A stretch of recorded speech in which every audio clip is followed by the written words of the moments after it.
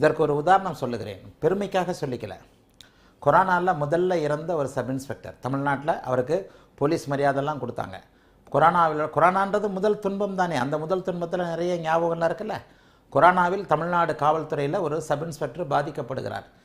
அவர் மேல் அக்கறை கொண்ட ஒரு உயர் அதிகாரி எனக்கு கேட்குறார், குருஜி எனக்கு நம்பிக்கை இருக்குது, இது நான் ஒரு வீடியோவிலே சொல்லியிருக்கிறேன், எனக்கு இந்த வளவலா கொலகலாம் வேண்டாம், இவர் இவர் இவர் வந்து உயிரோடு இருப்பாரா இறந்து விடுவாரா? அப்போ கூட நான் என்ன கேட்டேன், அவருடைய மனைவி அவருடைய குழந்தைகளுடைய ஜாதகங்கள் கேட்டேன்னு சொல்லிட்டு டேட் வரைக்கும் ஞாபகம் இருக்குது. ஏப்ரல் 30 இவர் இல்லைன்னு சொன்னேன். இதுதான் ஆயுள், இதை பற்றிய கணக்குகள். நீங்கள் வளவலா கொலகலான்னு கேட்க சொல்லாதீங்கன்னு சொல்லிட்டீங்க. இருந்தாலும் எதாக இருந்தாலும் பரவாயில்ல, எனக்கு உண்மையை சொல்லுங்கள், நாங்கள் அவருடைய உயிரை காப்பாற்றுவதற்கு நாங்கள் அவ்வளோ விஷயங்களை செய்கிறோம். சின்சியர் ஆஃபீஸர் ஒரு சப் இன்ஸ்பெக்டர்னார். ஏப்ரல் 30 இவர் இல்லைன்னு, ஏப்ரல் 30 அன்று இரவு நள்ளிரவு கரெக்டாக 3:35 அவர் இறந்துட்டார். இதுதான் ஆயுள்.